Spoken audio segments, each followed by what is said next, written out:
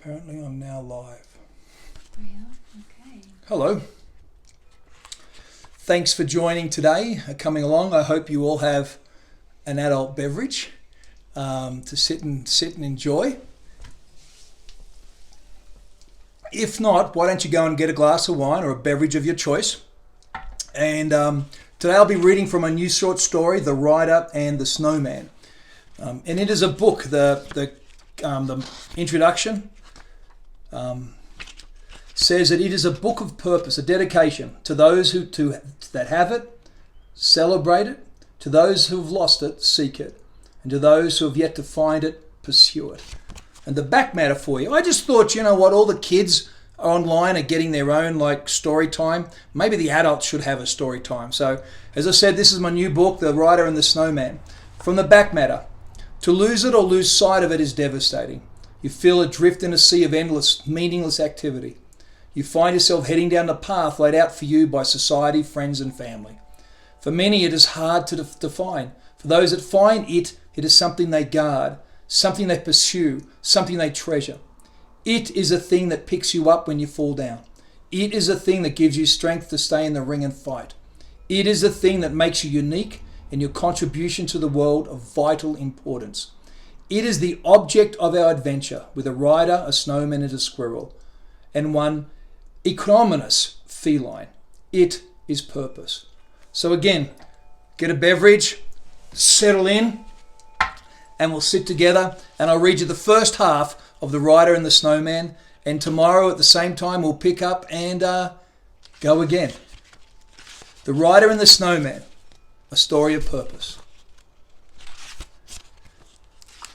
So here's Mr. Joyce, our first picture, because I know kiddos, you all like our pictures. Mr. Joyce. As the sun peeked through the trees and over the recently cleared couch, Mr. Joyce stretched, yawned, and meticulously combed his whiskers. Slinking onto the floor, he meandered over to the curtains and reached as high as he could, rhythmically clawing them open, allowing the sun to splash on the old oak floorboards. It had been an interesting 8 days, he thought, as he circled himself onto his favourite spot in the middle of the doorway to the kitchen. Mr. Joyce reflected that once again the publisher had made the right decision, sending his writers up to see him. Some had creative difficulties, some needed inspiration, but all could benefit from his wisdom and life lessons.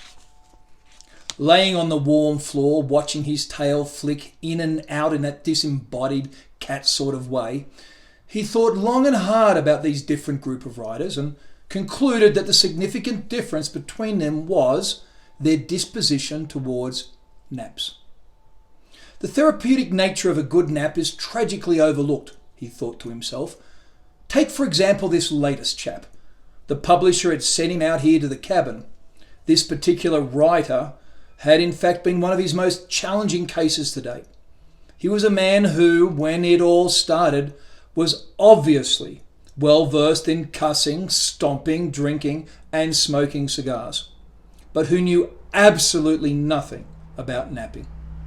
The man couldn't sit still for 10 minutes, let alone recline in repose for a brief intermission. At the mere thought of napping, Mr. Joyce stretched with delight and recalled that up until 2 days ago he thought he would lose the writer to the black pit of depression he seemed to have committed himself to.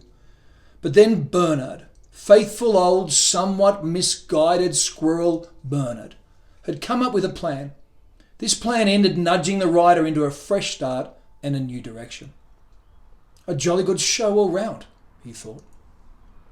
His reverie was interrupted by the hostile appearance of dust mites, stirred up by the writer as he walked around whistling to himself while preparing breakfast for them both. As the writer seemed settled down at his desk and started to click-clack away, Mr. Joyce let himself out of the cabin and onto the deck. As he leapt up onto the deck railing, Bernard turned to him and said, "Will you look at that, Mr. Joyce? A smile. Who would have imagined that Frosty would get himself a smile? Just goes to show you, you never know how it'll end. Mr. Joyce, I may really have to rethink this whole 42 thing." Looking down at the smile on the face of the all but melted Frosty with great affection, Mr. Joyce added, "See you next winter, old bean. Well played." The second chapter, Frosty. Cheers, I hope you have your beverage. Frosty. Day 8. As Frosty laid there, he replayed it all, recalling and savouring the many moments, trying to hold on to it all through the slowly fading and dripping mind of his. He thought about the first round warm thing he'd ever seen. The first cat he met, which incidentally also involved the first conversation he'd ever had.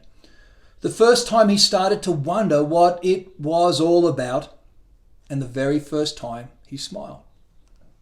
Day 4. Well, he didn't actually have a conversation because, well, he couldn't talk. No mouth, you see. And as far as hearing, he wasn't too sure how that happened either because he completely lacked ears. All he knew is that he watched Mr. Joyce and Bernard the squirrel sitting on the porch railing, and he just sort of knew what they were discussing. Bernard was going over the fact that he was absolutely, positively, without a doubt and completely emphatically sure that 42 and everything was the ultimate answer to the question of life in the universe. That is what they all came looking for at the cabin.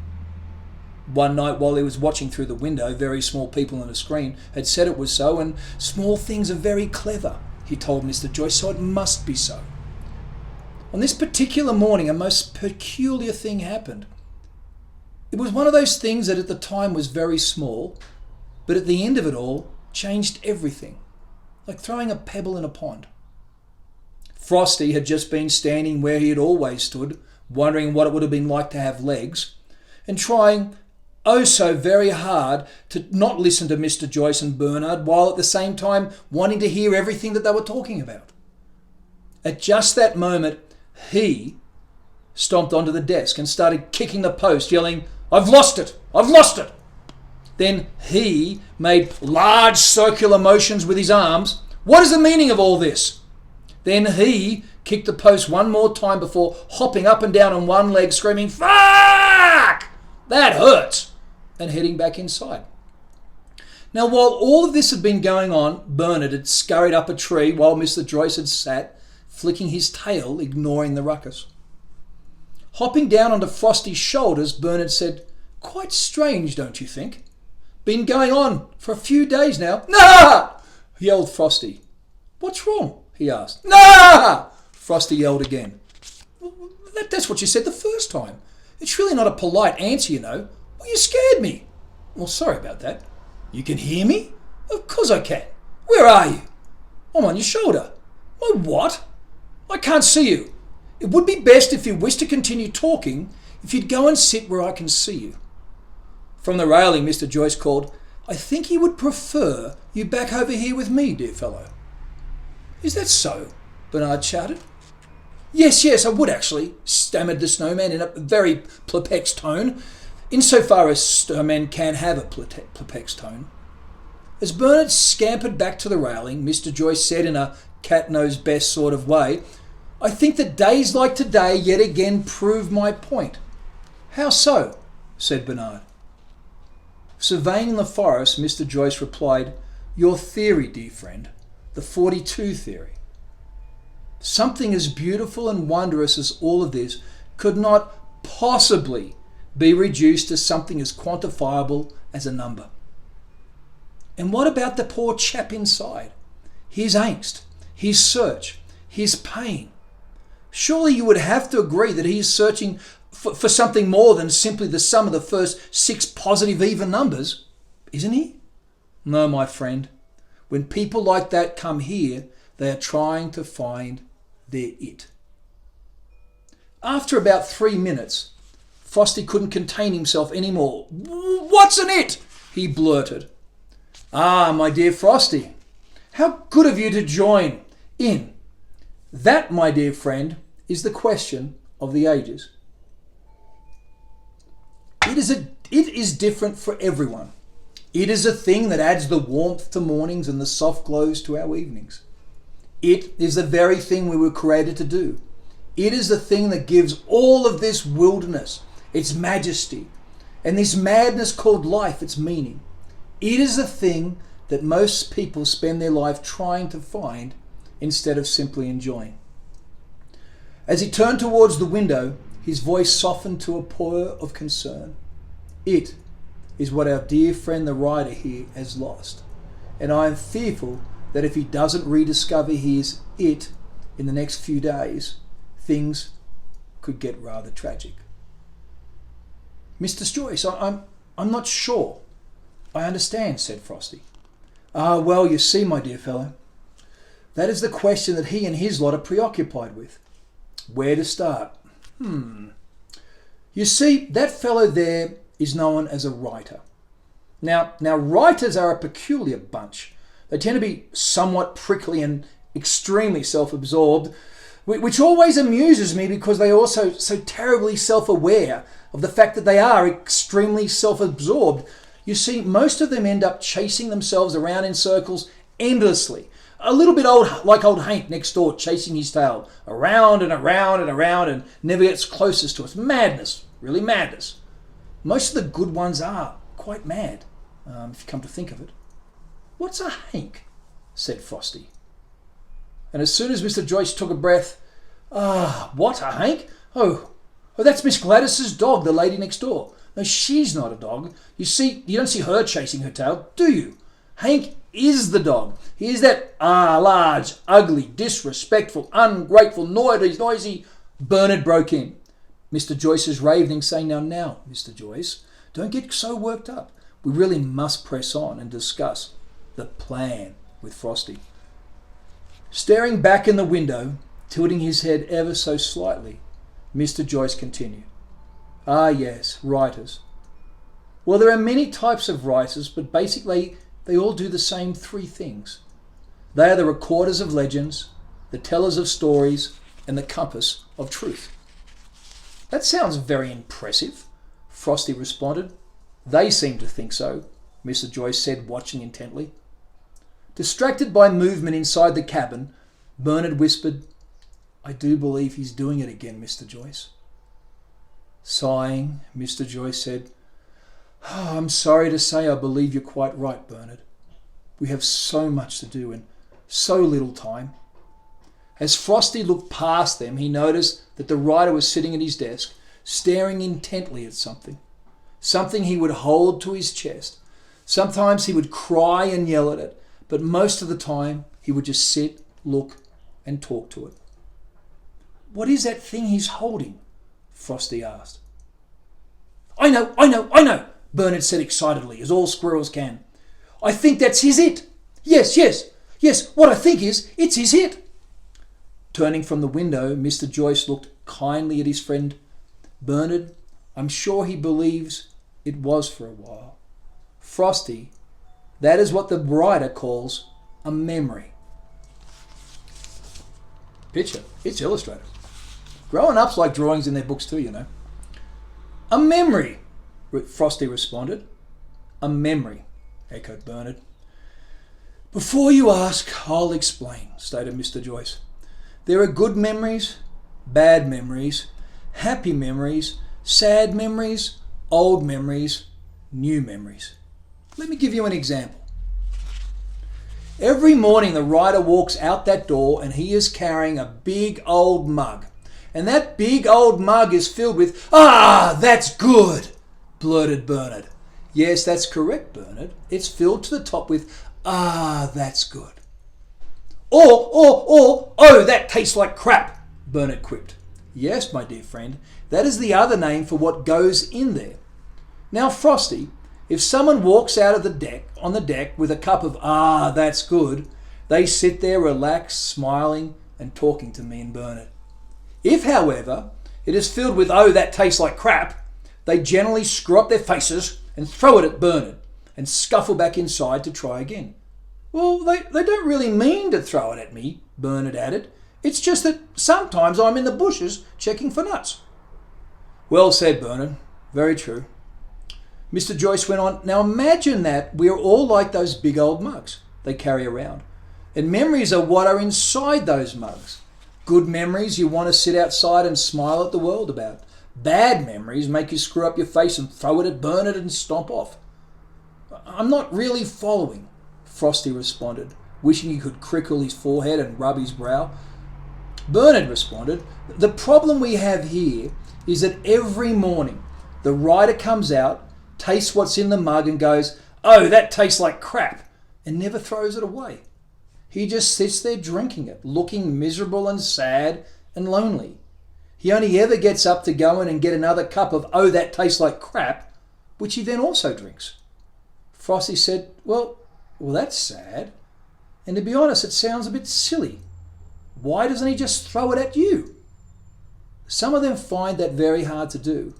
It's like they acquire a taste for it, or don't know how to fill their mug with anything different.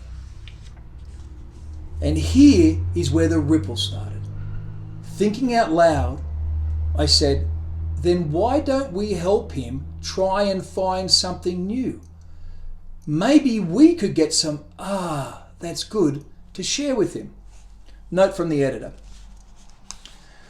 This is the point where if Frosty knew what a pebble in a pond were, he would look back and say, on this particular morning, a most peculiar thing happened, and it was one of those things that at the time was very small, but at the end of it, it all changed everything, like throwing a pebble on a pond. But he didn't. So he couldn't. But the bloody author insisted on leaving it in here, meaningful metaphor and all that sort of writerly crap, self-important twat. Editor, Nikki Cheeks Rosengard. Thank you for your input, Nikki. Beverage to recover. Smiling silently at the perplexed snowman, Mr. Joyce jumped down from the railing and padded towards the door, saying, that, my dear friend, is precisely why we need to talk to you tomorrow. Oh, Frosty replied. While he reached up and grabbed a firm grip on the flyer wire door, he said, and Frosty, yes, those twinkly things, they are stars. And that big one is Mrs. Moon. You should try to listen to them sometimes. They've been wondering why you're not talking back to them. Before he could ask any more, Mr. Joyce started to claw at the screen and very firmly but politely, meow, good fellow, would you please get off your duff and open the door for me? This was met with a loud noise from inside the cabin, lots of thumping, and finally a hurry up. Mr. Joyce, unflustered and unmoved, slowly ambled through the door and headed for his couch, leaving them both with a good night wink over his shoulder. Day 7. Cheers. Brief though it had been, he felt he lived his life fully. Complete was the word he thought best describe his life. You see, by the very nature of their creation, his kind, by and large, were not given to existential contemplation. When your average lifespan was between 20 minutes and 2 weeks and entirely out of your control, you didn't waste a lot of time doing what Mr. Joyce said the writer did a lot of, which was apparently gazing at his navel. Now, once Mr. Joyce explained to him what a navel was, he found it quite strange. The writer hadn't given him a navel, and even if he had, he could hardly gaze at it, could he? Unless, of course, his head fell off, which was strangely what he found himself able to do right now. When he realised what a navel was, he was rather pleased that he had not spent a minute of the previous 6 days wondering if he had one, or even wondering what it looked like or what it was. As for the Guran, as Mr. Joyce liked to call it, apparently reminding him of his father, it's Irish for sun bear, started to disappear, the soft and quiet stillness slowly started to fall.